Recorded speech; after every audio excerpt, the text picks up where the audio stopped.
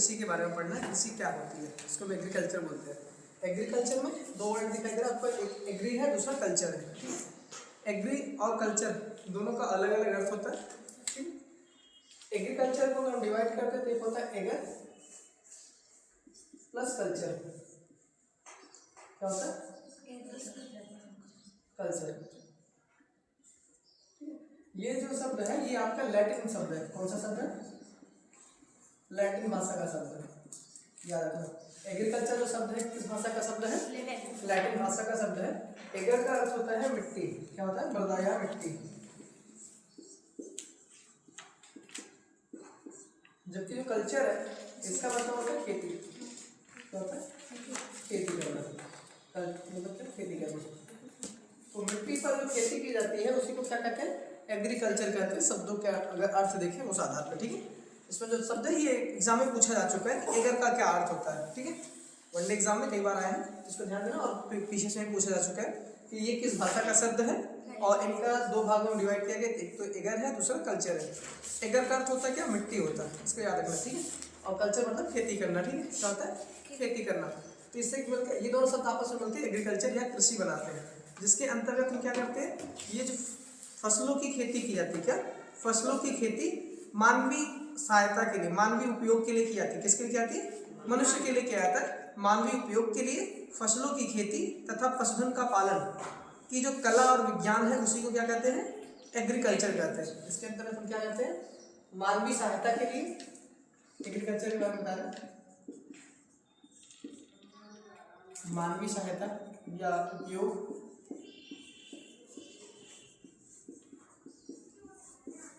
के लिए फसलों की खेती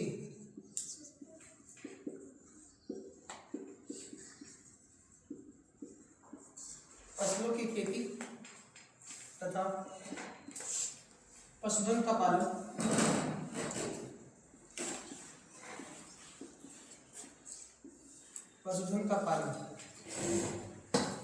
की कला एवं विज्ञान की कृषि कहलाता है।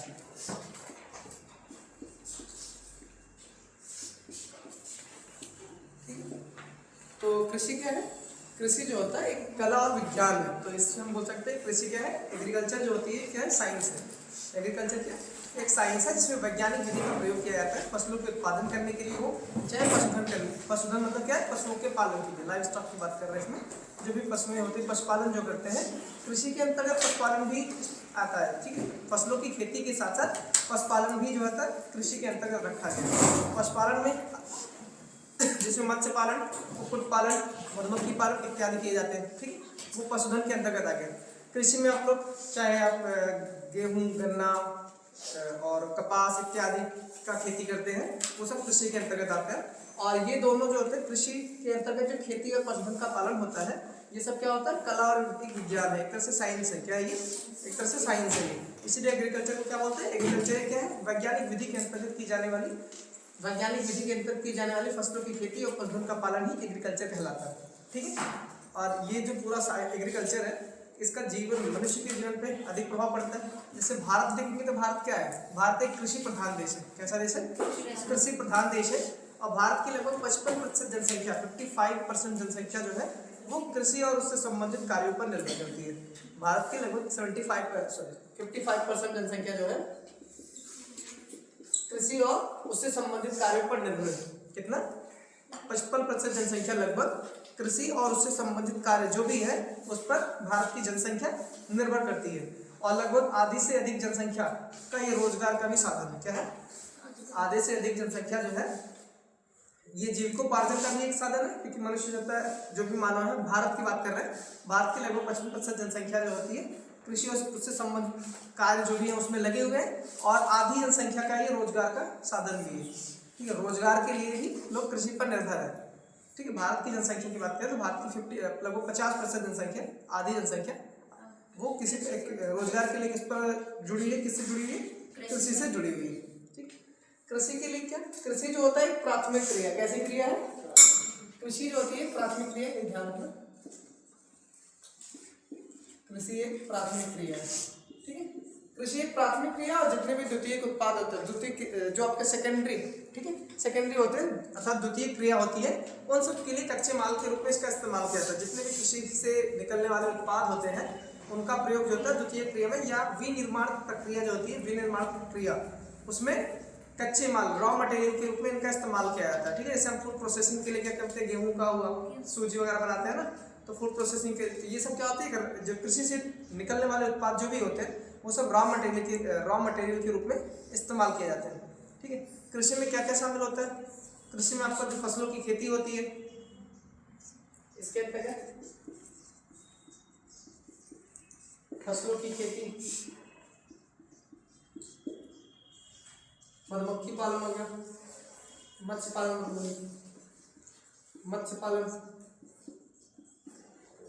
कुक्कुट पालन,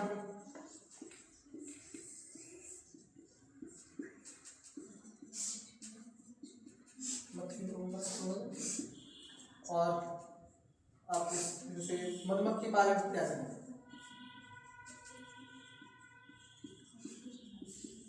इत्यादि, ये सब जो होते हैं एग्रीकल्चर के अंतर्गत ही आते हैं। ठीक, इसका मतलब क्या होगा कि कृषि में हम खेती तो करते हैं, उसके साथ में पशुधन यानी लाइव स्टॉक जो पशुपालन होता है उसको भी किया जाता है। ठीक है, दोनों क्रियाएं एक साथ चलती हैं कृषि के अंतर्गत, दोनों क्रिया फसलों की और पशुओं की, दोनों की क्रिया एक साथ चलाई जाती है। और कृषि कैसी क्रिया है, कृषि एक प्राथमिक क्रिया है। कैसी क्रिया है, प्राथमिक क्रिया। इससे निकलने वाले जो भी उत्पाद होते हैं, रॉ मटेरियल होते हैं, उनका उपयोग जो है विनिर्माण प्रक्रिया, मैन्युफैक्चरिंग जो क्रिया होती है उसमें इस्तेमाल किया जाता है। ठीक,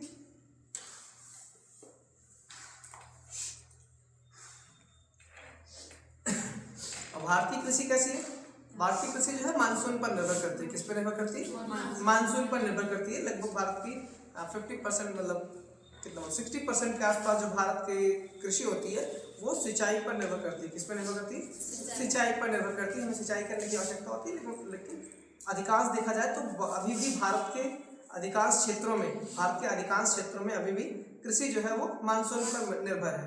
किस पर निर्भर है, मानसून पर निर्भर है। इसलिए भारतीय कृषि को जो है मानसून का जुआ भी कहते हैं। क्या बोलते हैं, मानसून का जुआ भी कहा जाता है। भारतीय कृषि जो होती है उसको मानसून का जुआ भी कहते हैं, क्योंकि मानसून अगर अच्छा रहेगा तो खेती अच्छी होगी।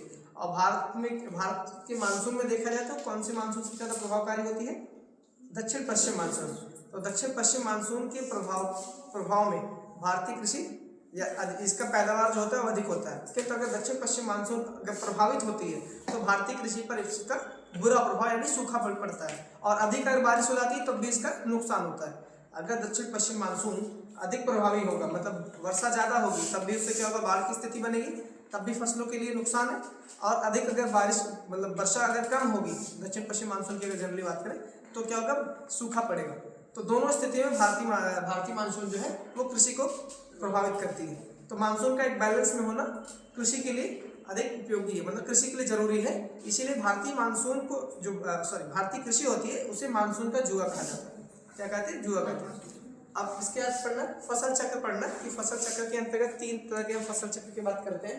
एक होता है आपका रबी, खरीफ और जायद। कौन कौन से हैं, रबी, खरीफ और जायद।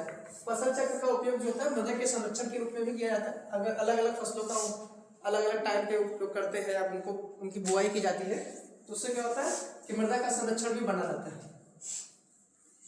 पहला आपका रबी, पहले खरीफ देखते हैं। खरीफ का क्या होता है, खरीफ की जो बुआई होती है वो गर्मियों के समय में होती है। कब होती है, गर्मियों के समय में होती है। इसकी बुआई जून से जुलाई के महीने में की जाती है। कब की जाती है, जून से जुलाई के महीने में की जाती है। उस समय का तापमान गर्मियों में कैसा होता है, अधिक तापमान होता है। तो और वर्षा का भी समय होता है, तो बोल सकते हैं अधिक तापमान और अधिक आर्द्रता की आवश्यकता है। ह्यूमिडिटी की इसको ज्यादा आवश्यकता होती है। तापमान में टेम्परेचर भी क्या होना चाहिए, ज्यादा होता है, और ह्यूमिडिटी आर्द्रता जो होती है, जो आपको क्या बोलते हैं उसको, उमस बोलते हैं ना, हाँ। तो ह्यूमिडिटी जो होना चाहिए, जो आपके वायु है इसमें वायुमंडल में जो ह्यूमिडिटी होती है यानी आर्द्रता वो ज्यादा होती है। तो खरीफ की फसल के लिए तापमान भी अधिक चाहिए, आर्द्रता भी अधिक चाहिए, यानी वर्षा की मात्रा क्या होनी चाहिए, ज्यादा होनी चाहिए। ये पॉइंट याद रखना। और इसकी बुआई कब होती है, जून से जुलाई में की जाती है। जबकि 3 से 4 महीने बाद यानी सितंबर से अक्टूबर के बीच में इसकी कटाई की जाती है। ठीक, बुआई कब है,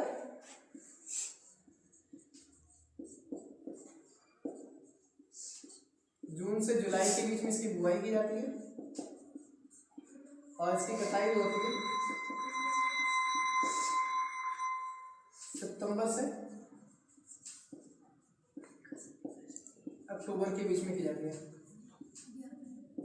सितंबर से अक्टूबर के बीच में इसकी कटाई कर दी जाती है, ठीक है। और इसके लिए भौगोलिक और आपका जो टेम्परेचर कैसा चाहिए, अधिक तापमान, अधिक तापमान, अधिक वर्षा और आर्द्रता भी ज्यादा चाहिए, ठीक है। ये तीनों चीज की अधिक आवश्यकता होती है जब इनकी बुआई की जाती है। टेम्परेचर भी ज्यादा होना चाहिए, आर्द्रता भी अधिक होनी चाहिए और वर्षा तो अधिक होती है। वर्षा काल तो कौन सा समय होता है, ग्रीष्म काल का टाइम होता है, ठीक है। तो ग्रीष्म काल के टाइम में आपको ये चीज वर्षा ऋतु में आपको दिखाई देती है, तो ये याद कर मतलब रटना नहीं पड़ता इस चीज को, आप समझ के भी एग्रीकल्चर को आसानी से कर सकते हैं। क्योंकि हमारे चारों तरफ क्या है, खेती की जाती है, तो हमें थोड़ा बहुत आइडिया रहता है कृषि के बारे में कि कौन सी फसल कब बोई जा रही है, कौन सी फसल कब काटी जाती है, या उसका टेम्परेचर कैसा होता है उस समय में। तो ये सारी चीज़ आपको पहले से ही थोड़ा बहुत आइडिया है, बस आपको एक बार देखना है, ठीक है। याद करना बहुत आसान है आपके लिए। अब खरीफ की फसल के अंतर्गत कुछ फसलें हैं जिसमें सबसे प्रमुख तो चावल ही है। अब चावल देखते ही हो, ठीक है। चावल की खेती की जाती है भारत में। चावल की खेती देखा जाए तो सबसे अधिक क्षेत्रफल पे की जाने वाली खेती है, ठीक है। सबसे अधिक क्षेत्रफल पे, अगर क्षेत्रफल की बात करना है, ठीक है, क्षेत्रफल में देखा जाए या उत्पादन में भी देखा जाए तो भारत में सबसे ज्यादा क्या होता है, चावल, ठीक है। चावल की खेती भारत में सबसे अधिक क्षेत्रफल पे की जाती है। चावल हो गया, इसके बाद आपका गन्ना, सोयाबीन, सोयाबीन है, सूरजमुखी है, सूरजमुखी, मूंगफली,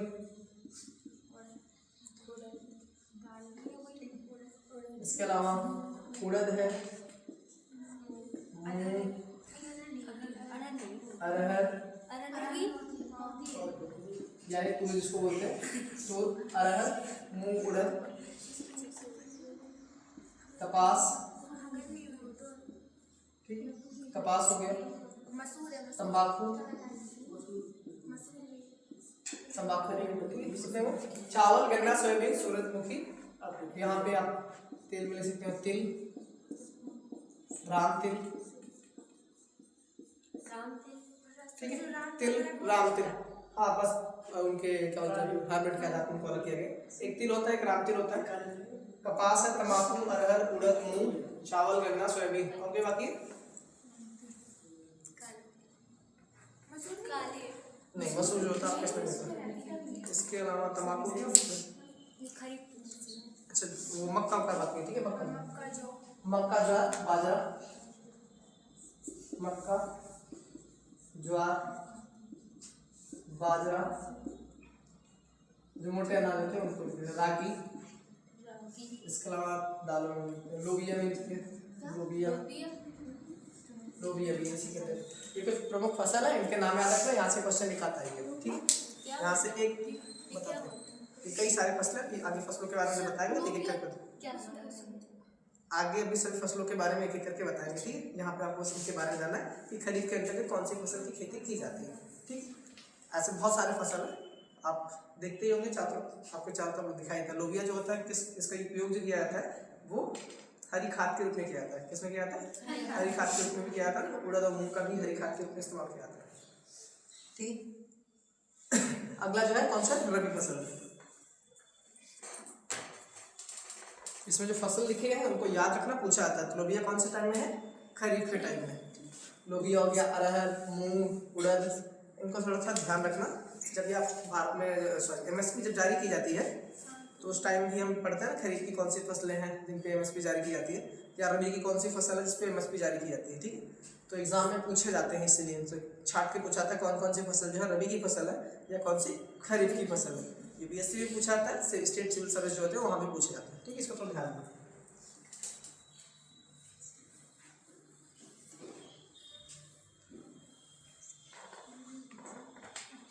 अगला जो है रबी की फसल की बात करते हैं, जिसकी बुआई कब की जाती है, अक्टूबर से लगभग दिसंबर तक इसकी बुआई होती है। अक्टूबर से नवंबर बोल सकते हैं, बट दिसंबर तक बोल सकते हैं इसको, ठीक है। दिसंबर तक भी बुआई की जाती है, अक्टूबर से दिसंबर। और कटाई इसकी जो की जाती है मार्च से अप्रैल तक की जाती है। दिसंबर तक, और मार्च से अप्रैल तक जो होती है इसकी कटाई की जाती है। मार्च से अप्रैल की इसमें कटाई की। जब बुआई इसकी की जाती है तो टेम्परेचर उस टाइम क्या होता है, कम होना चाहिए। बुआई के समय क्या होना चाहिए, तापमान क्या होता है, कम होता है। लेकिन जब इसकी कटाई की जाती है तो अपेक्षा के तापमान की ज़्यादा आवश्यकता होती है और अधिक प्रकाश काल, दीर्घकालीन प्रकाश की आवश्यकता होती है। मतलब सूर्य का जो प्रकाश होता है वो ज़्यादा पड़ना चाहिए, ठीक है। तो इसको बोल सकते हैं दीर्घकालीन प्रकाश की आवश्यकता होती है कटाई के समय, और तापमान भी क्या होता है, ज़्यादा चाहिए होता है। यहाँ पे वो कटाई के समय क्या है, अधिक तापमान और दीर्घकालीन प्रकाश।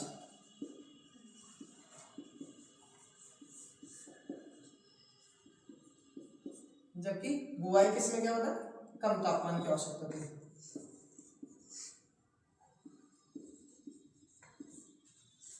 बुआई के समय इसमें तापमान की कम आवश्यकता होती है कि ठंडी का महीना रहता है, तापमान तो कम ही होता है, ठीक है।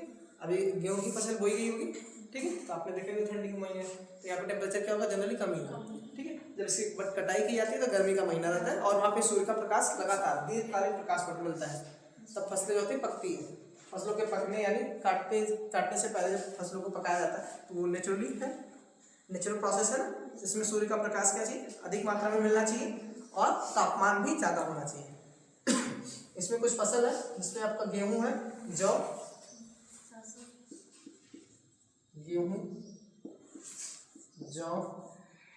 सरसों, राई, गेहूं, जौ, सरसों, राई, अलसी,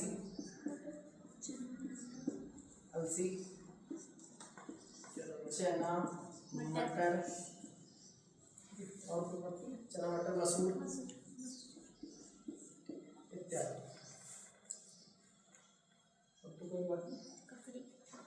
अलसी को मसूर नहीं सब जाए। इसमें क्या, गेहूं, जौ, सरसों, राई, अलसी, चना, मटर, मसूर, ये कुछ फसलें हैं जो रबी के टाइम में बोई जाती हैं, मतलब अभी ठंडी के महीनों में बोई जाती हैं, इनकी बुआई की जाती थी।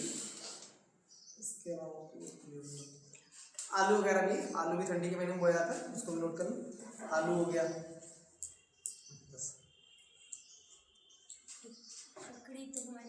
वो सब हाँ, मतलब देखो कुछ फसलें ऐसी हैं कि जो समय के अलावा भी सभी लगभग सभी ऋतुओं में बोई जाती हैं, चाहे वो खरीफ का हो, फसल चक्र, तीनों फसलों में बोई जाती हैं। जैसे आपका इसमें अभी आप उड़द पढ़ रहे थे, उड़द जो है कुछ स्थानों पर तीनों समय में बोया जाता है। धान भी तो तीनों टाइम में लगाया जाता है, बट हम मुख्यतः देखेंगे कौन सा टाइम में किया जाता है। तो जैसे चावल है, भारत में देखा है तो मुख्यतः ये खरीफ की ऋतु में बोई जाती है अधिकांश क्षेत्रों में। तो अभी हम जब जाएंगे पश्चिम बंगाल में देखेंगे, पश्चिम बंगाल उड़ीसा में क्या होता है, चावल जो है तीनों ऋतुओं में बोई जाती है, ठीक है। आस, अमन, बोरो बोला जाता है। पश्चिम बंगाल में जो तीनों ऋतुओं में चावल की खेती की जाती है उसको हम बोलते हैं औस, अमन, बोरो के नाम से जानते हैं, ठीक है। चावल की खेती होती है उसको अलग अलग नामों से जानते हैं, औस, अमन, बोरो। चावल की खेती होती है औस, अमन, बोरो। ये अलग अलग सीजन में की जाने वाली चावल की जो खेती होती है उसके नाम है बस। पश्चिम बंगाल की बात करें, ठीक है। लास्ट आपका जायद, कौन सा है,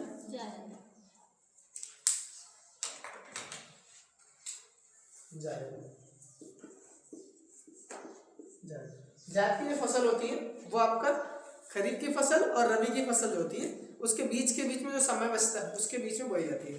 रबी की फसल की कटाई के बाद और खरीफ की फसल की बोने से पहले कि बीच में जो खाली समय होता है वो समय आपका किसका है, जायद की फसल। तो रबी की कटाई और खरीफ की बुआई के बीच के समय बोई जाती है, इसको लिख सकते हैं। इसकी बुआई कब होती है, मार्च से अप्रैल,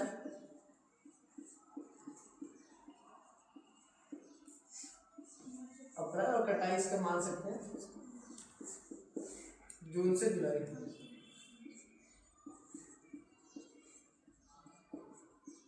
इसको ऐसे भी समझ सकते हैं, रबी की कटाई के बाद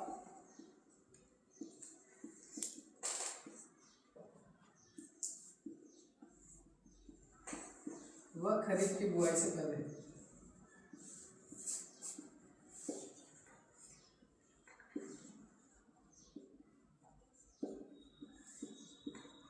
ठीक है, रबी की कटाई के बाद वो खरीफ की बुआई जब होती है उससे पहले जायद की फसल बोई जाती है। किंतु आज के समय में भी बहुत सारे ऐसे वैज्ञानिक विधि का प्रयोग करके संकर बीज बनाए गए हैं जो इनका उपयोग हम तीनों ऋतुओं में करते हैं। सब्जियों देखते हैं, सब्जियां तो ठंडियों में बोई जाती है, गर्मियों में बोई जाती है, ठीक है, और बरसात में भी मतलब लगाए जाते हैं, तीनों समय में बोए जाते हैं। किंतु अगर इसका देखा जाए नेचुरल प्रोसेस, नेचुरल के आधार पर देखा जाए, प्रकृति के आधार पर, तो प्राकृतिक आधार पर देखा जाए तो जायद की फसल के अंतर्गत जितनी फसलें होती है सब इन्हीं का टाइम होता है। कौन सा? मार्च से अप्रैल और जून से जुलाई के बीच में का टोटल समय होता है, मतलब बुआई का और कटाई का। जिसमें आपका ककड़ी है, और कौन सी है? ककड़ी, खीरा, तरबूज, ठीक है, इत्यादि बहुत सारे ऐसे हैं जो जायद के अंतर्गत आते हैं। इसको देख लेना, पूछा भी गया इसका देखो कि ककड़ी या खरबूज के बारे में पूछा गया था। खरबूज जो है कौन से फसल चक्र के अंतर्गत रखा गया है? कौन सी फसलों के अंतर्गत? जायद की फसल के अंतर्गत इसको रखा गया है। इसमें ककड़ी, तरबूज, खरबूज, करेला, मतलब सब्जियां जो है कुछ, तो उनको भी इसी के अंतर्गत रखा जाता है।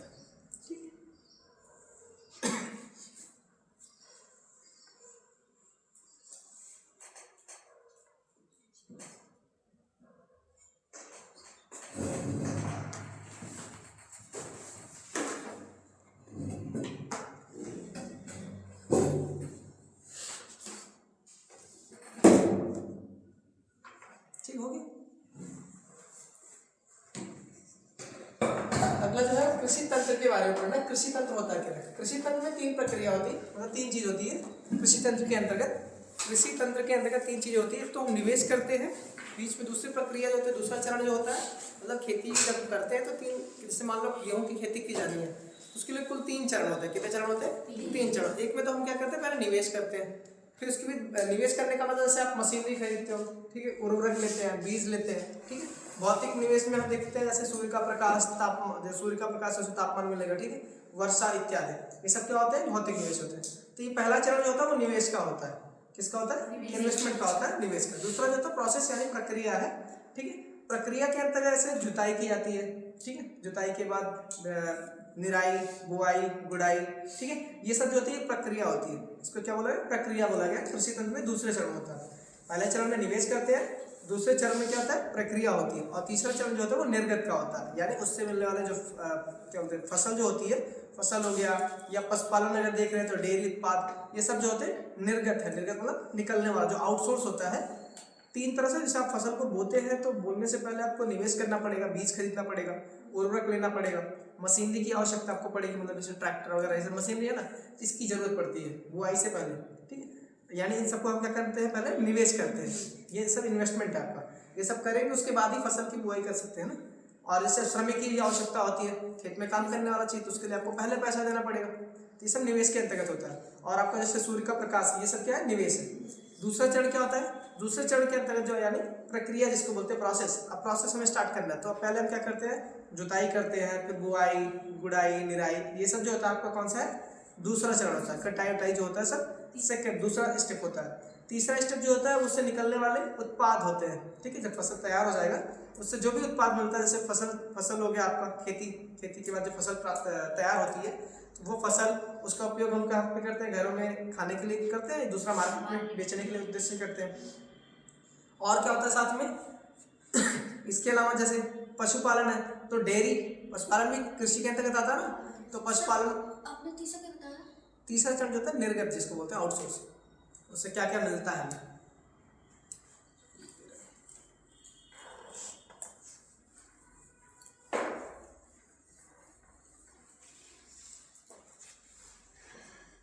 कृषि तंत्र के अंतर्गत तीन चीज होती है।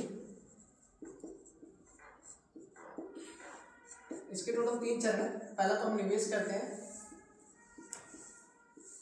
दूसरा चरण आपका प्रक्रिया है, और तीसरा चरण क्या है? निर्गत है। क्या क्या प्राप्त होते हैं निवेश के अंतर्गत? जैसे आप लिख सकते हैं मशीनरी, बीज खरीदने के लिए भी पैसा चाहिए ना, इन्वेस्टमेंट करना पड़ेगा। बीज हो गया, उर्वरक, श्रमिक की आवश्यकता पड़ती है, और भौतिक निवेश, कुछ भौतिक निवेश भी होता है जिसमें सूर्य का प्रकाश,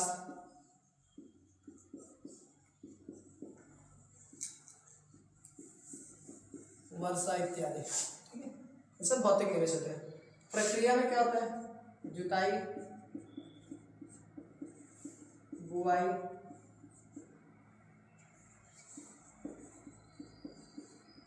निराई और कटाई इत्यादि।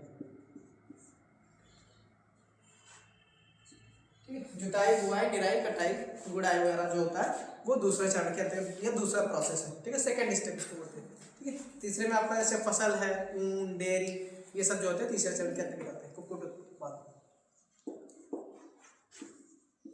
तो क्या, फसल, डेयरी, ऊन, ठीक है, कुक्कुट इत्यादि, कुक्कुट पालन वगैरह होता है, ये सब जो है तीसरा चरण होता है। थर्ड स्टेप होता है, पहले हमें निवेश करना पड़ेगा, उसके बाद उसका एक प्रोसेस होगा पालन का, ठीक है, पूरा प्रोसेस। थर्ड स्टेप में हमें कुछ प्राप्त होंगे आउटसोर्स, ठीक है। खेतों की निराई की जाती है ना, निराई गुड़ाई होती है, खेतों में निराई गुड़ाई की जाती है, वो सब हमारा सेकंड स्टेप के अंतर्गत आता है। कौन सा स्टेप होता है? सेकंड स्टेप होता है। अगला कृषि के बारे में पढ़ते हैं। कृषि की प्रमुख विधियां हैं कुछ। हाँ, कृषि की प्रमुख विधियां, major farming methods, major farming method,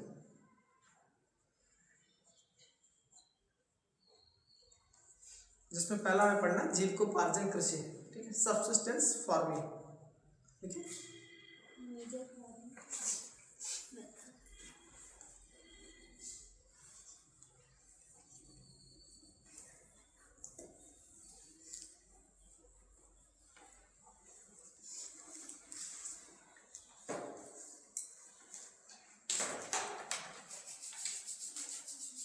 पहला है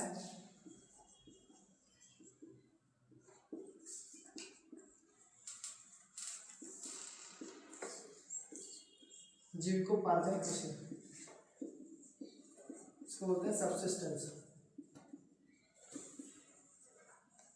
सबसिस्टेंस फार्मिंग।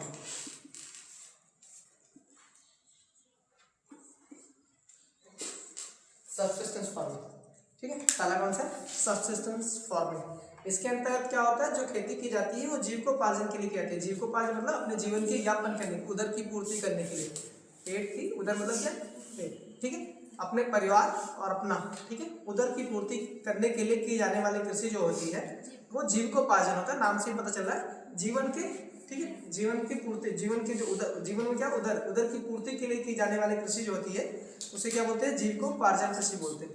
इसके अंतर्गत एक होता है आपका जैसे गहन कृषि। कौन सा होता है? गहन कृषि और एक जीवन निर्वाह कृषि। कौन सा होता है? जीविकोपार्जन के तहत दो होता है, एक तो गहन कृषि की जाती है और दूसरा जीवन निर्वाह। जीवन निर्वाह तो जीवन के निर्वाह करने के लिए, जीवन के निर्वाह के लिए की जाती है, जबकि जो आपकी गहन कृषि होती है वो भी जीवन के निर्वाह के लिए होती है, किंतु गहन कृषि में क्षेत्रफल कम होता है। जैसे किसी के पास क्या, जमीन कम है, कम जमीन पे अधिक पैदावार करके भी जीवन का निर्वाह किया जाता है। बहुत से लोग, भारत में अधिकांश लोग क्या है जिनके पास 1 हेक्टेयर से कम है, उनका प्रतिशत देखा जाए तो बहुत है ना। भारत में सबसे अधिक क्षेत्रफल पे देखा जाता है तो सबसे ज्यादा कौन है? सीमांत कृषक आते हैं। कौन से कृषक आते हैं? सीमांत, यानी जिसका जिनके जो खेत है उनका हेक्टेयर में देखा है तो लगभग 1 हेक्टेयर से कम खेत जिनके पास है उनको हम सीमांत कृषक बोलते हैं, ठीक है। क्या बोलते हैं? सीमांत कृषक।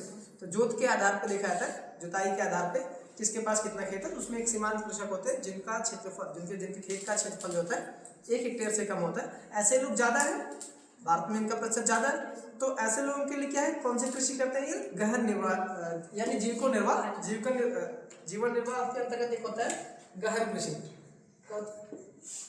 गहन कृषि, गहन कृषि क्या होती है? कम क्षेत्रफल पे अधिक पैदावार करने के लिए की जाने वाली कृषि जो होती है, कम क्षेत्रफल पे अधिक पैदावार करने के लिए, गहन वर्ड से आपको दिखाई दे रहा है, एक्सटेंसिव फार्मिंग इसको बोलते हैं, मतलब कम क्षेत्रफल पे अधिक पैदावार करना है, ठीक है।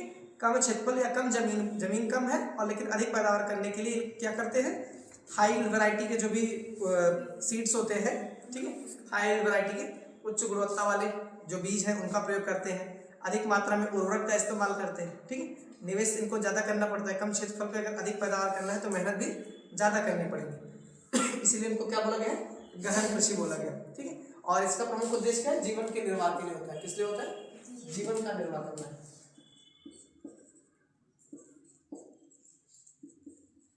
यानी उदर की पूर्ति के लिए।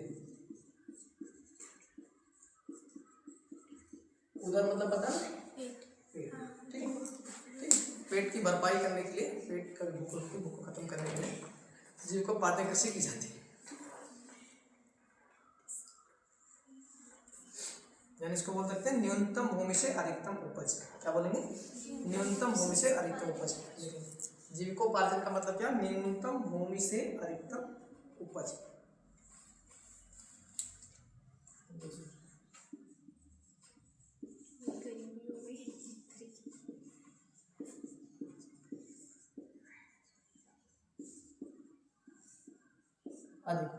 न्यूनतम भूमि से अधिक उपज के लिए जीविकोपार्जन या सब्सटेंशियल फार्मिंग की जाती है। सब्सटेंशियल फार्मिंग जो की जाती है, ठीक है, वो इसका उद्देश्य क्या होता है, न्यूनतम भूमि से अधिकतम उपज, ठीक है, इतना याद रखना। दूसरा जो आपका शिफ्टिंग एग्रीकल्चर या शिफ्टिंग फार्मिंग होता है, जिसको हम बोलते हैं स्थानांतरित कृषि, ठीक है। शिफ्टिंग एग्रीकल्चर कौन सा है, शिफ्टिंग फार्मिंग या एग्रीकल्चर जिसको बोलते हैं।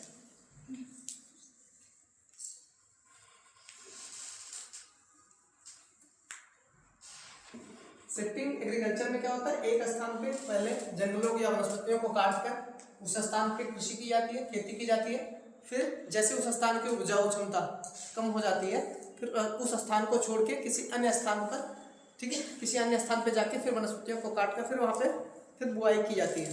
तो ये प्रोसेस चलता रहता है, मतलब एक स्थान का उपयोग करके वहाँ की जब उर्वरता खत्म हो जाती है तो वो किसी अन्य स्थान पर चले जाते हैं। तो क्या एक तरह से पहले तो कटाई की जाती है, काटा जाता है, वनस्पतियों को क्या किया जाता है, काटा जाता है। काटने के पश्चात उसको साफ करने के लिए क्या करते हैं, उसको जलाते हैं। क्या करते हैं, जलाते हैं। उस क्षेत्र में से पेड़ है या वनस्पतियां हैं उसको पहले काट देंगे, बचे हुए क्षेत्र, बचे हुए जो भी अवशेष होते हैं उनको क्या करते हैं, जलाते हैं। इसीलिए जो शिफ्टिंग फार्मिंग होती है उसको हम बोलते हैं कर्तन एवं दहन प्रणाली बोलते हैं। क्या बोलते हैं, कर्तन एवं दहन प्रणाली या स्लैश एंड बर्न बोलते हैं।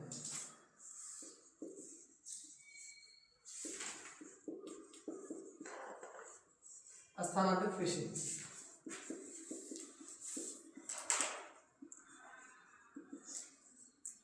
शिफ्टिंग फार्मिंग,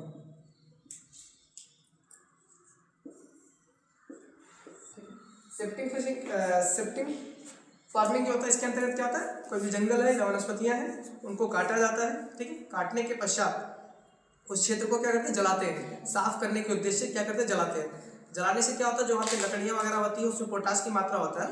लकड़ी में क्या होता है, पोटाश की मात्रा होता है जो एज ए उर्वरक के रूप में काम होता है।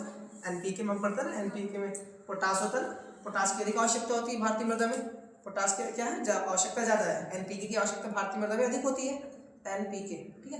तो जब जंगलों को काटने के पश्चात वो जलाते हैं तो उस क्षेत्र में क्या होता है, पोटाश की मात्रा जो होती है वो पूरी हो जाती है, ठीक है। जो पोटाश की आवश्यकता है उसकी पूर्ति हो जाती है। अब उस खेत में वो बुआई जुताई जो भी होता है उनका प्रोसेस अपना पूरा करते हैं, ठीक है। जैसे ही उसकी उर्वरक क्षमता धीरे धीरे कम हो जाती है उस क्षेत्र की, फिर उस क्षेत्र को वो छोड़ के किसी अन्य क्षेत्र में जाकर सेम प्रोसेस करते हैं, वनस्पतियों का काटते हैं, फिर जलाते हैं, ठीक है। फिर वहाँ पे खेती करते हैं। फिर वहाँ से भी अगर उपजाऊ क्षमता कम हो जाती है, मतलब खत्म हो जाती है उस क्षेत्र की, फिर वो आगे ऐसे ही प्रोसेस करते रहते हैं। इसीलिए इनको बोला गया स्थानांतरित, मतलब शिफ्ट करना, शिफ्टिंग, ठीक है। एक स्थान को छोड़ के दूसरे स्थान पे जाना। प्रोसेस में क्या क्या होता है, जंगलों को काटते हैं, ठीक है। जंगलों को या वनस्पतियों को काट कर उस स्थान पर उसको फिर मतलब उस क्षेत्र में उसको जलाते हैं सफाई के उद्देश्य से। जलाने के पश्चात वहाँ पे खेती की जाती है, ठीक है। जुताई जो भी उनका प्रोसेस कृषि तंत्र के अंतर्गत है, निवेश, फिर आपका सेकेंड स्टेप प्रक्रिया जो होती है, जुताई, बुआई, गुड़ाई, ठीक है, वो सब कम करके फिर उस क्षेत्र की जब उर्वरता कम हो जाती है तो नेक्स्ट क्षेत्र में चले जाते हैं, मतलब अगले क्षेत्र में। इसीलिए इनका नाम क्या है, शिफ्टिंग एग्रीकल्चर। तो प्रोसेस इन्होंने क्या किया, एक तो पहले काटा है, क्या किए, काटा है, मतलब कर्तन एवं दहन। दहन मतलब क्या होता है, जलाना।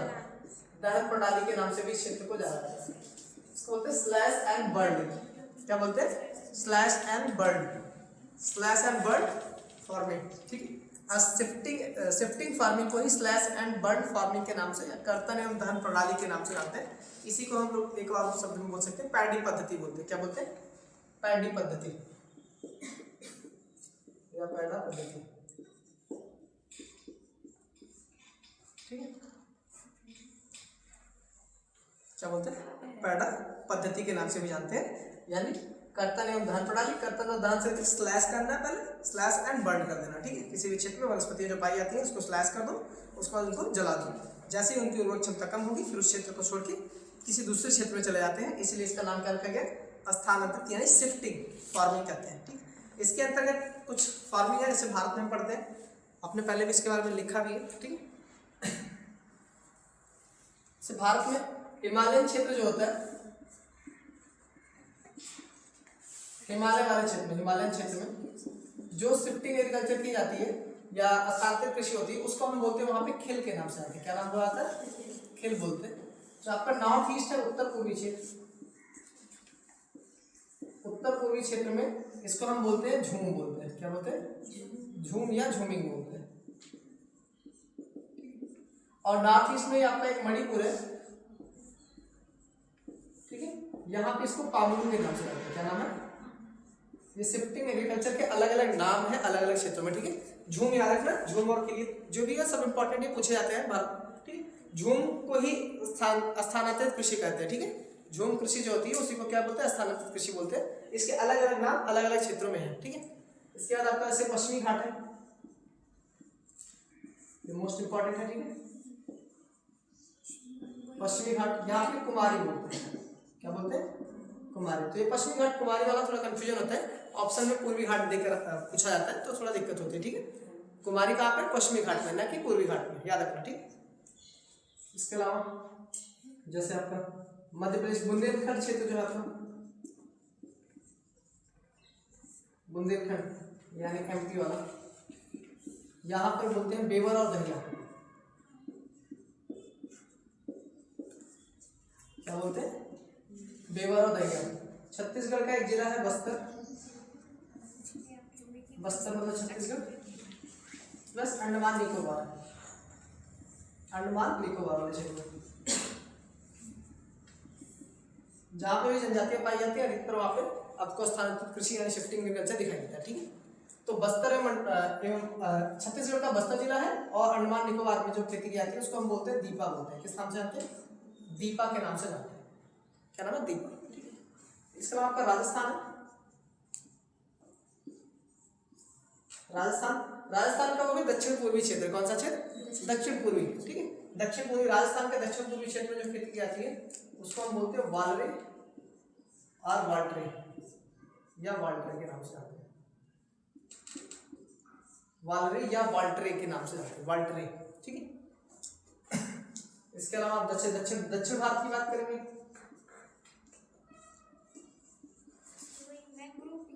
दक्षिण भारत में जो होता है उसको बोलते हैं जारा एवं अमेरिका, अलग अलग नाम है, जारा एरिका के नाम से जाना जाता है। और आपके आंध्रा वाले क्षेत्र में, आंध्र प्रदेश में जो शिफ्टिंग एग्रीकल्चर होता है उसको बोलते हैं पोडू एवं पेंडा, पोडू पेंडा। जबकि ओडिशा में देखेंगे कामन, विंगा, पामाधावी। ठीक है, तो कुछ नाम है जिसको याद रखना, एग्जाम में पूछे जाते हैं। एक और झारखंड है, झारखंड में कुरवा बोलते हैं। क्या बोलते हैं? कुरवा। ये क्या लिखा? कामन विंगा, फिर कामन, विंगा, पामाडावी। और झारखंड में जो होता है आपको कुरुआ होता है। क्या नाम है? कुरुआ। ठीक है, ये शिफ्टिंग एग्रीकल्चर के अलग अलग नाम है अलग अलग क्षेत्रों में। ठीक है, इसलिए इनसे क्वेश्चन पूछे जाते हैं कि शिफ्टिंग एग्रीकल्चर को किस क्षेत्र में किस नाम से जानते हैं। खिल के नाम से जानते हैं हिमालयन क्षेत्र में। ठीक है, और उड़ीसा में कामन, विंगा और पामाडावी बोलते हैं। आंध्र प्रदेश में पोडू पेंडा। हिमालयन क्षेत्र में जो है खिल। आपका पश्चिमी घाट इंपॉर्टेंट है, कुमारी है। बुंदेलखंड क्षेत्र, एमपी वाला जो बुंदेलखंड का क्षेत्र है वहाँ पे बेवर और दहिया बोलते हैं, ठीक है।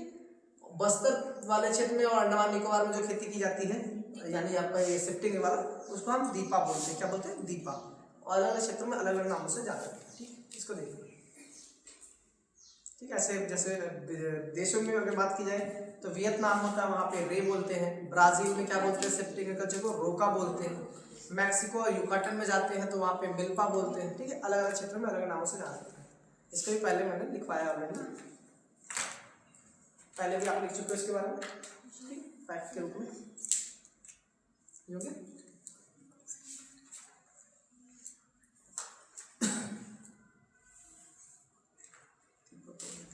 सारे।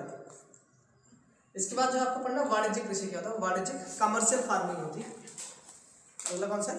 Commercial farming.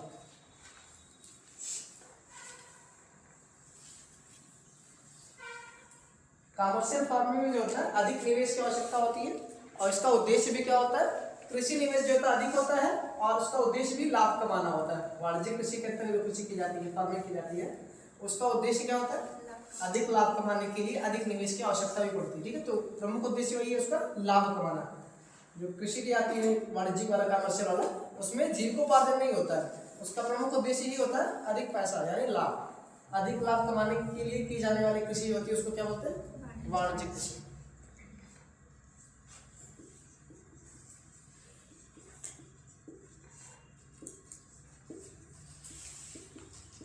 बोलते हैं वाणिज्यिक कृषि यानी कमर्शियल फार्मिंग। क्या नाम है इसका? Commercial farming. कमर्शियल फार्मिंग में जो खेती की जाती है उसका प्रमुख उद्देश्य क्या है? इसमें अधिक निवेश करना है। मतलब कृषि निवेश क्या होता है? कृषि निवेश का उद्देश्य ही होता है अधिक लाभ कमाना। वाणिज्यिक कृषि का प्रमुख उद्देश्य क्या है? अधिक लाभ कमाना।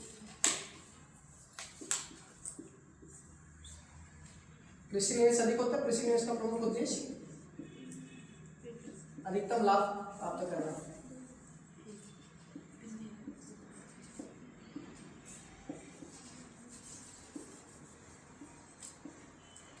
इसका प्रमुख उद्देश्य होता है अधिकतम लाभ की प्राप्ति करने के लिए की जाती है, ठीक है। अधिक लाभ के उद्देश्य से की जाने वाली खेती जो होती है वो कमर्शियल एग्रीकल्चर, कमर्शियल फार्मिंग मतलब कहलाती है, ठीक है। और इसके लिए क्या करते हैं? कमर्शियल फार्मिंग के लिए हम लोग हाई यील्ड वैरायटी का इस्तेमाल करते हैं। क्या करते हैं? मतलब अधिक उन्नत जो बीज होते हैं उनका प्रयोग करते हैं। रासायनिक कीटनाशक जो होते हैं, रासायनिक उर्वरक जो होते हैं, इनकी प्रयोग जो होते हैं इस वाणिज्यिक कृषि के अंतर्गत ज़्यादा की जाती है। जो भी, क्योंकि अगर हम ज़्यादा पैदावार करना चाहते हैं तो अच्छी किस्म के उर्वरक की भी, अच्छे किस्म की क्या बीज की आवश्यकता होगी।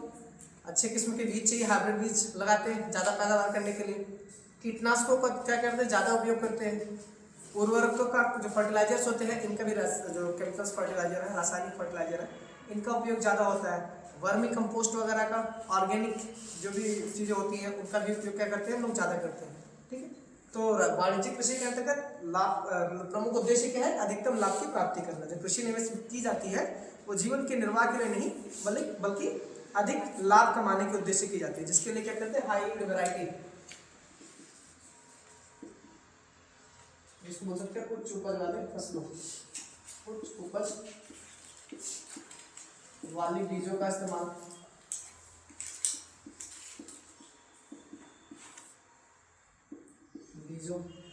बीजों का प्रयोग, कीटनाशक, रासायनिक कीटनाशक,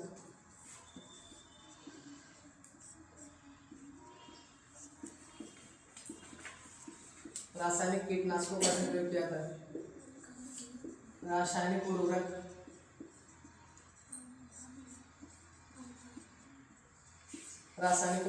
आदि का इसमें ज्यादा मात्रा में प्रयोग किया जाता है, ठीक है। अधिक मात्रा में इनका प्रयोग किया जाता है।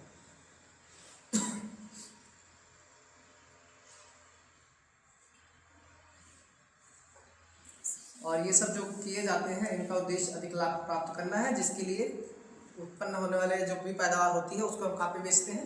मार्केट में बेचते हैं। मतलब इनके लिए क्या, ये मांग किस पर आधारित है? ये बाजार आधारित एक तरह से फार्मिंग है, इसको बोल सकते हैं ये बाजार आधारित फार्मिंग होती है। कैसी फार्मिंग है? बाजार आधारित। बाजार की जो डिमांड होती है उस आधार पर हम लोग फसलों की खेती करते हैं। बाजार की मांग पर आधारित कृषि होती है। वाणिज्यिक कृषि क्या है? कैसे बोल सकते हैं?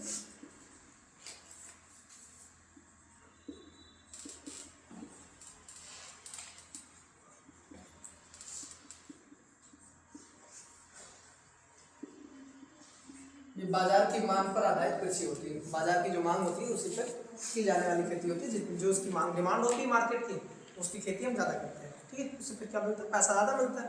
उद्देश्य ही यही है कि अधिकतम लाभ कमाना है। उदाहरण के रूप में जैसे देखते हो वाणिज्यिक कृषि होता है, अलग अलग क्षेत्रों में अलग अलग होती है, ठीक है। ऐसा नहीं, जैसे भारत में क्या है कि कुछ क्षेत्रों में जो चावल की खेती, जैसे उड़ीसा वगैरह हो गया, यहाँ पे जो चावल की खेती की जाती है, गेहूँ की खेती की जाती है, यहाँ पर इनका उद्देश्य है ना जीविकोपार्जन करने के लिए होता है। किसके लिए होता है, सिर्फ पेट के पालन के लिए होता है, जीविकोपार्जन के लिए होता है। कि तो आप पंजाब और हरियाणा में जब देखते हैं तो यहाँ पर जो चावल की खेती की जा रही है वो किस उद्देश्य से की जाती है, वाणिज्यिक कृषि, मतलब अधिकतम लाभ की प्राप्ति के लिए की जाती है। तो हर एक फसल का अलग अलग क्षेत्रों में अलग अलग उपयोग होता है। कुछ क्षेत्रों में वो जीविकोपार्जन के लिए की जाती है, कुछ क्षेत्रों में क्या होता है, वो वाणिज्यिक कृषि के अंतर्गत उसको किया जाता है। उदाहरण के रूप में वही पंजाब और हरियाणा का देख सकते हैं। पंजाब और हरियाणा में चावल की फसल होती है, वो किस लिए कहती है, वाणिज्यिक, ठीक है। उदाहरण में अपने पंजाब एवं हरियाणा में उत्पादित चावल, हाँ इसी में पंजाब एवं हरियाणा में उत्पादित चावल एक वाणिज्यिक फसल का उदाहरण है। पंजाब एवं हरियाणा में उत्पादित चावल वाणिज्यिक फसल के अंतर्गत रखा जाता है, किंतु उड़ीसा में इनका जो उत्पादन किया जाता है वो किस उद्देश्य किया जाता है, जीविकोपार्जन के लिए किया जाता है, या जीविका फसल। चावल को देख सकते हैं, चावल जो है उड़ीसा में क्या है, उड़ीसा में जो है ये जीविका फसल है।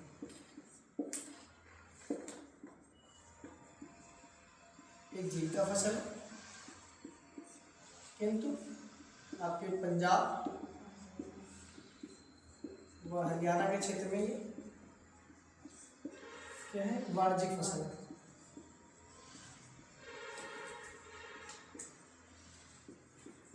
एक वाणिज्यिक फसल है, चावल की बात करें, ठीक है। तो अलग अलग क्षेत्रों में इसको अलग अलग फार्मिंग के अंतर्गत रखते हैं। उड़ीसा में जीविका फसल के रूप में, जबकि पंजाब और हरियाणा में जो है वाणिज्यिक फसल के रूप में इस्तेमाल किया जाता है, ठीक है।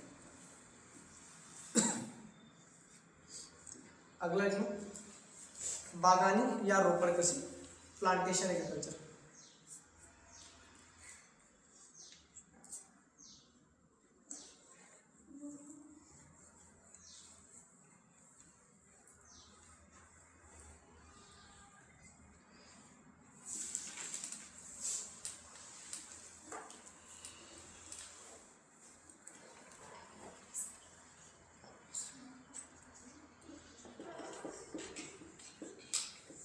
बागानी या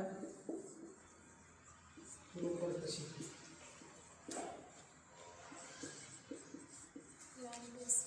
प्लांटेशन फार्मिंग।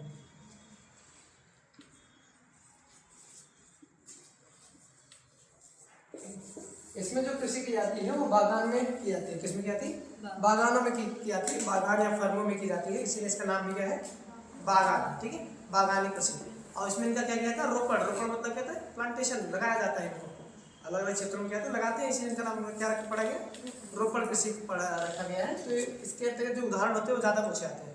तो कौन सी फसल, जो रोपण फसल होती है या बागानी फसल होती है, ये एक तरह की वाणिज्यिक फसल ही है। क्या है, यह एक तरह की वाणिज्यिक फसल ही है, ठीक है। इसको हम क्या बोल सकते हैं, एक प्रकार का वाणिज्यिक फसल।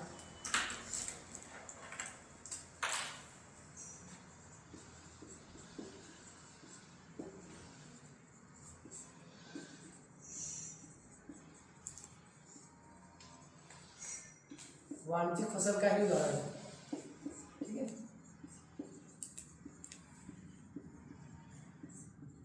वाणिज्यिक फसल का उदाहरण जिसमें आप लगाते हैं केला हो गया, कॉफी हो गया, चाय हो गया, काजू, ठीक है। केला, कॉफी, चाय, काजू इत्यादि, ठीक है। बहुत सारे ऐसे फसलें होती है जिनका उपयोग जो होता है रोपण कृषि के अंतर्गत करते हैं। किसके अंतर्गत करते हैं, रोपण कृषि के अंतर्गत करते हैं। या पूछा जा सकता है कि निम्नलिखित में से कौन सी फसलें जो होती हैं वो रोपण कृषि के अंतर्गत आती हैं, या मतलब आपको वही प्लांटेशन फार्मिंग के अंतर्गत रखा गया, ठीक है। इसको हम बागानी फसल भी बोल सकते हैं, ठीक।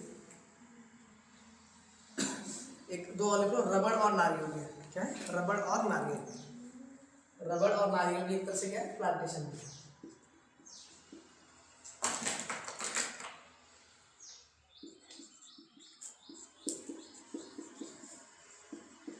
रबड़ ये भी आपके किसके अंतर्गत है, ये भी आपके बागवानी फसल यानी रोपड़ कृषि के अंतर्गत इसको रखा गया।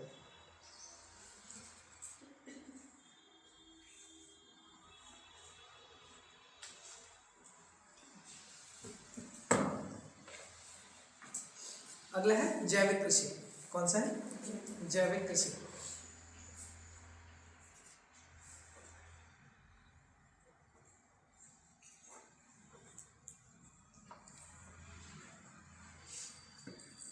जैविक कृषि, ऑर्गेनिक फार्मिंग।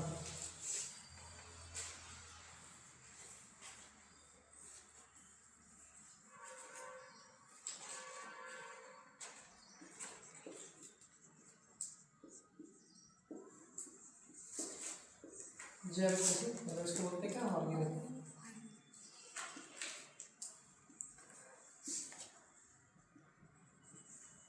ऑर्गेनिक फार्मिंग, इसमें क्या करते हैं हम लोग, खेती करने के लिए जो भी वर्मी कंपोस्ट होते हैं या घरों से निकलने वाले हरे कचरे जो होते हैं, ठीक है, हरी खाद, ठीक है। ऑर्गेनिक कृषि के अंतर्गत घरों से निकलने वाले हरी खाद जो भी मतलब निकल रहे हैं, हरे अपशिष्ट जो निकलते हैं, वर्मी कंपोस्ट जो होते हैं, इनका प्रयोग किया जाता है, ठीक है। इसमें रासायनिक कीटनाशकों, रासायनिक उर्वरकों का इस्तेमाल हम लोग नहीं करते हैं, ठीक है। इसीलिए इनको क्या नाम रखा गया, ऑर्गेनिक फार्मिंग रखा गया। इसके अलावा जैसे इसमें जैविक प्रबंधन जो होता है, इनका मैनेजमेंट करना, ठीक है, और पशुपालन, जैविक खाद अवयव हैं इनके, मतलब कौन कौन सी चीज़ें इसमें इस्तेमाल की जाती है। पशुपालन से क्या है, पशुपालन से निकलने वाला जो गोबर वगैरह होता है उसका प्रयोग जो होता है ऑर्गेनिक फार्मिंग के अंतर्गत किया जाता है, ठीक। और वर्मी कंपोस्ट है, जैव बायो फर्टिलाइजर का इस्तेमाल करते हैं। किसका प्रयोग करते हैं इसमें, बायो फर्टिलाइजर का प्रयोग किया जाता है। वर्मी कंपोस्ट हो गया, हरी खाद, ये तीन हो गए। पशुपालन हो गया, जैविक प्रबंधन करना भी इसी का एक पार्ट है। तो ऑर्गेनिक कृषि में क्या क्या चीज़ जरूरी होती है, एक तो इसमें याद रखना कि जो भी रासायनिक फर्टिलाइजर होते हैं उनका प्रयोग इसमें नहीं किया जाता है। तो आपको वर्मी कंपोस्ट,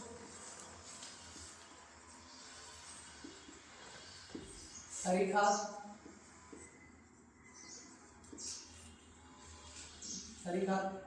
और बोल सकते हैं पशुपालन से निकलने वाली चीजें,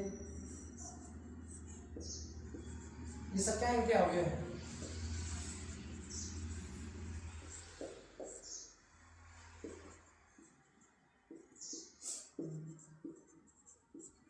जैव उर्वरक,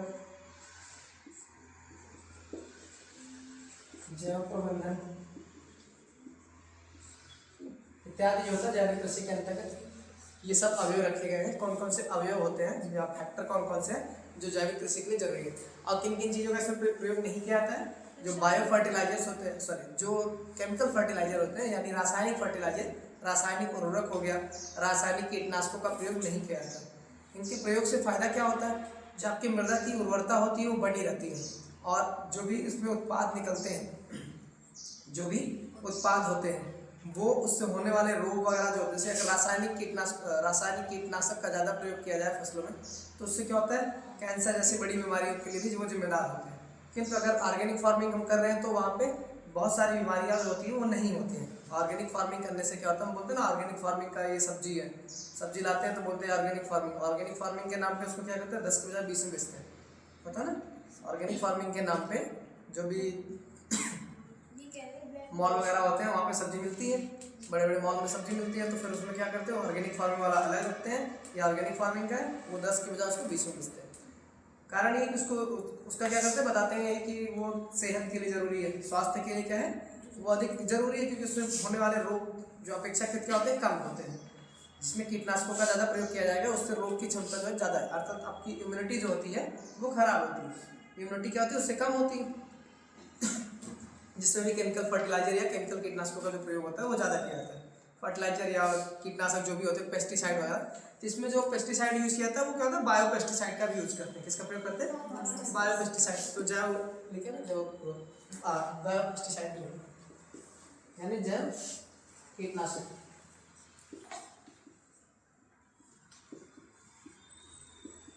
तो क्या होता है, बायो पेस्टिसाइड का भी इसमें इस्तेमाल किया जाता है। कचरा निकलता है उसको कंपोस्ट करके वही। हाँ, बायो पेस्टिसाइड के अंतर्गत जो भी चीज़ आती है, जैसे आपका फंगस हो गया, फंगस से बनने वाला शैवाल हो गया, ठीक है, माइकोराइजा होता है, ये सब क्या होता है, बायो पेस्टिसाइड होता है। तो इनका प्रयोग इसमें ज़्यादा किया जाता है। भारत में देखा जाए तो अलग अलग क्षेत्रों में इसका किया जाता है। बायोपेस्टिसाइड का सबसे सॉरी जो ऑर्गेनिक फार्मिंग होता है भारत में सबसे पहले जो स्टार्ट हुआ था वो सिक्किम में हुआ था। कहाँ पे हुआ था?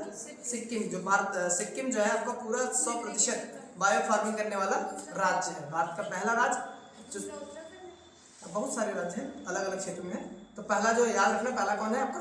सिक्किम। बायो फार्मिंग यहाँ पे सॉरी ऑर्गेनिक फार्मिंग जो है इस क्षेत्र में सबसे ज़्यादा की जाती है। इसके लिए एक परियोजना लाई गई थी जिसको बोलते हैं राष्ट्रीय जैविक खेती परियोजना। क्या नाम है? राष्ट्रीय जैविक खेती परियोजना, नेशनल ऑर्गेनिक फार्मिंग आपकी project, national organic farming project, जो कि अक्टूबर 2004 में लाई गई थी। कब लाई गई थी? अक्टूबर 2004 में।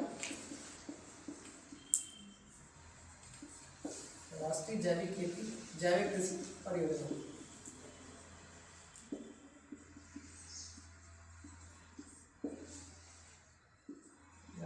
है अक्टूबर 2004 में इस परियोजना को लाया गया था, ठीक है, इसके विकास के लिए। इसके अलावा एक अल्बर्ट हार्वर्ड करके व्यक्ति हैं,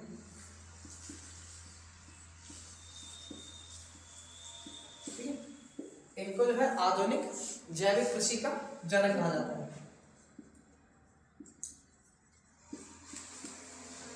आधुनिक जैविक कृषि का जनक। भारत में 24 जनवरी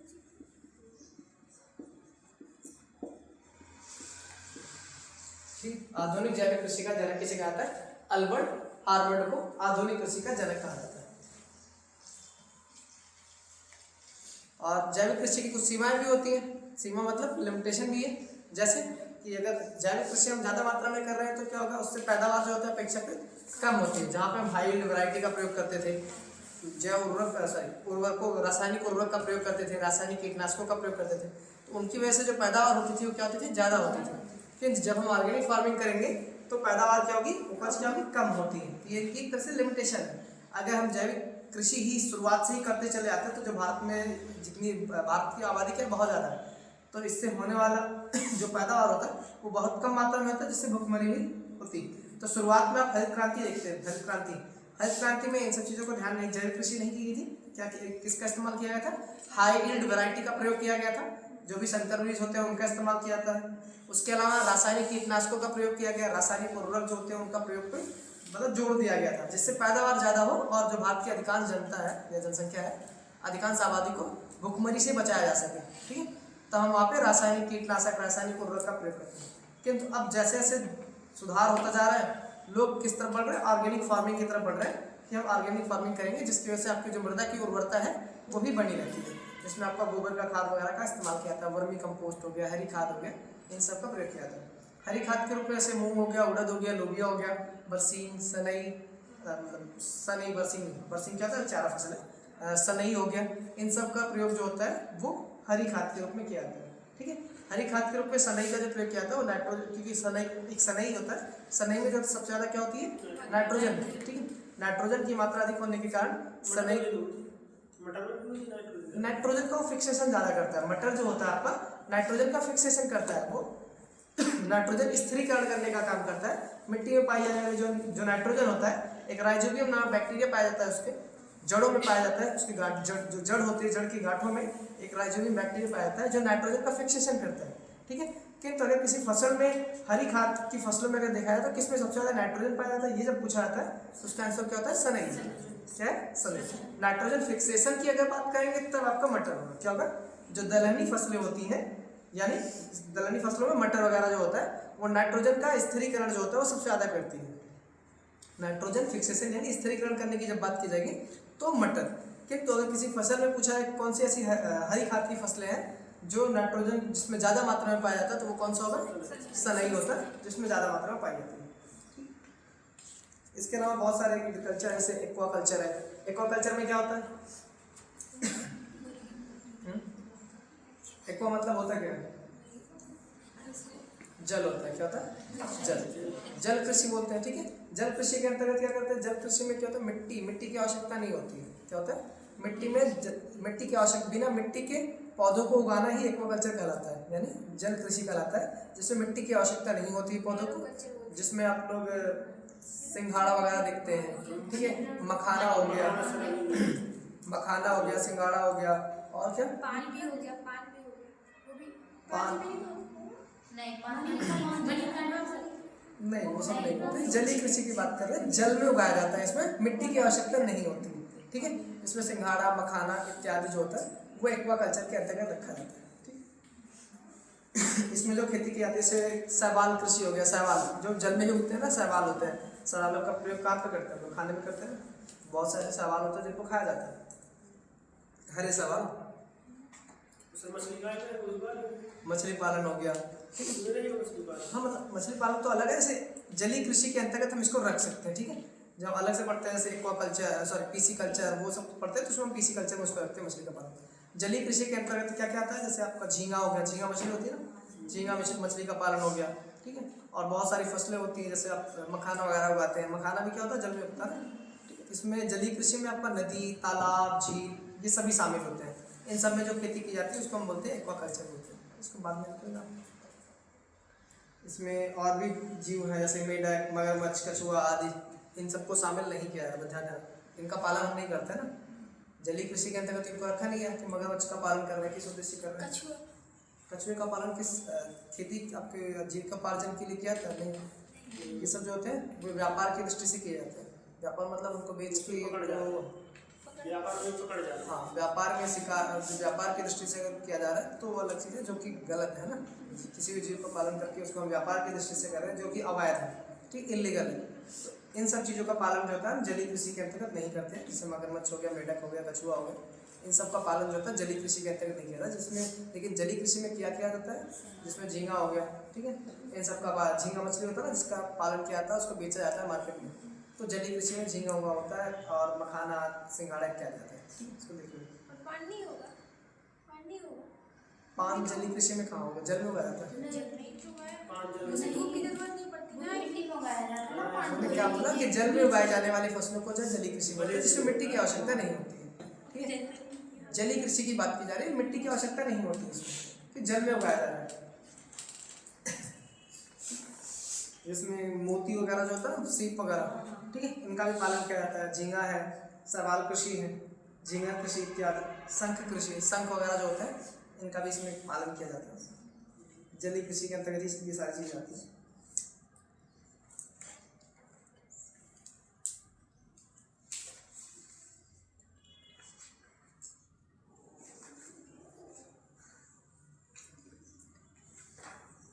अब कुछ जैसे एग्रीकल्चर के नाम में कल्चर है, उनको लिखिए। अलग अलग नामों से, जैसे सेरीकल्चर होता है। सेरीकल्चर में क्या आता है? पीसी कल्चर में क्या आता है?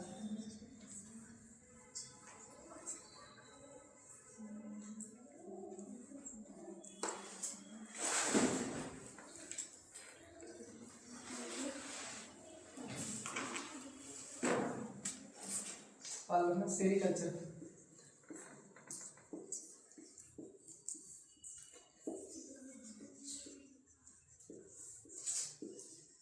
पीसी कल्चर,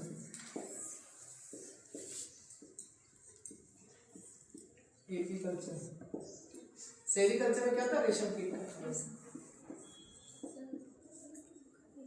रेशम कीटों का पालन किया जाता है। ठीक है, पीसी कल्चर में क्या होता है? मत्स्य पालन होता है। और एपी कल्चर में किसका करता है? मधुमक्खियों का।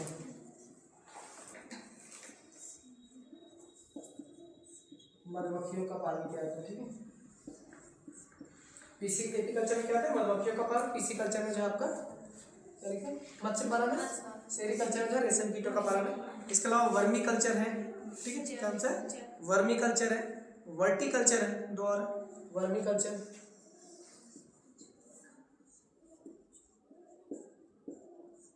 वर्मी कल्चर,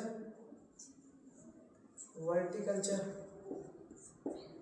और कुछ कल्चर जैसे हॉर्टिकल्चर है, हॉर्टी है, ओलेरी है।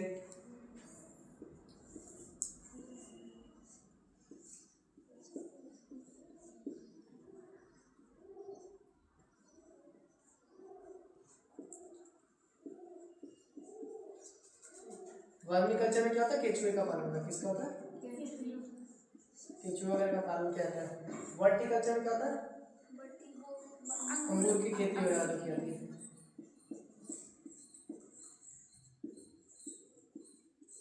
हॉर्टिकल्चर में बागवानी फसलें जो होती है उनका क्या आता है? ओलेरी में सब्जियों का खेती, इसका क्या था? सब्जियों की खेती होती है।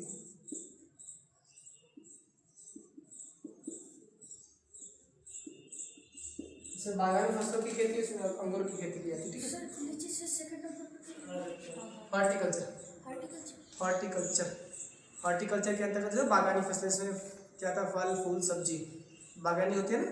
बागानी फसल में कौन कौन सी आती है? फल फूल सब्जियां जो होती है वो सब बागानी फसल होती है। ठीक है। फल फूल सब्जियों को हम हॉर्टिकल्चर के अंतर्गत रखते हैं।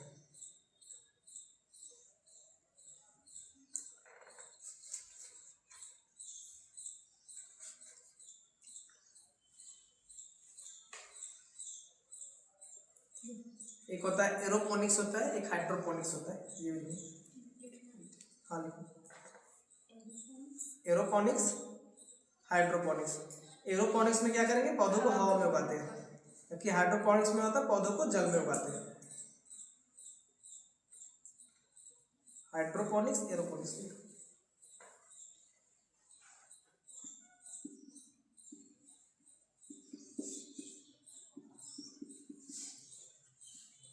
Hydroponics aeroponics. वायु में पौधों को उगाना यानी हवा में,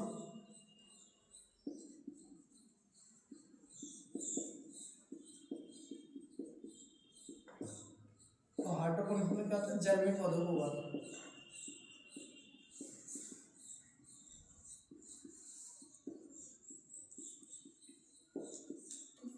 जल में पौधों को उगाना यानी मृदा रहित। ठीक है। मृदा रहित जो होते हैं, जहाँ पे जल है वहाँ पे मृदा तो होगी नहीं। जल में जब पौधों को उगाया तो बोलते हैं मृदा रहित पौधों को उगाने में क्या बोलते हैं? हाइड्रोपोनिक्स बोलते हैं। इसके अलावा कोई एक फ्लोरिकल्चर है, पोमो। ठीक है। फ्लोरिकल्चर में फूलों की खेती की जाती है। किसकी की जाती है? फूलों की खेती की जाती है। लेकिन उसमें फ्लोरिकल्चर जिसमें फूलों की खेती वगैरह की जाती है।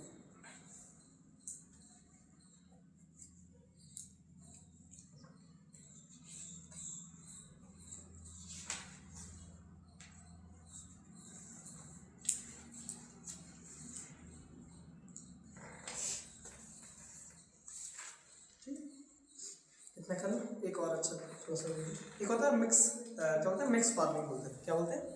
Mix farming.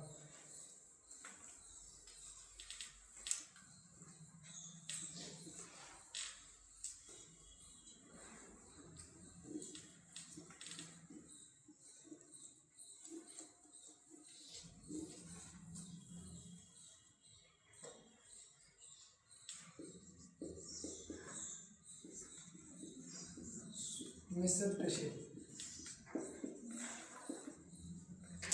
Mixed farming. ठीक। मिश्रित कृषि में क्या आता है? मिश्रित कृषि के अंतर्गत खेती तो करते ही है, कृषि के मतलब खेती के साथ साथ पशुपालन का भी किया जाता है। क्या क्या करते हैं इसके अंतर्गत?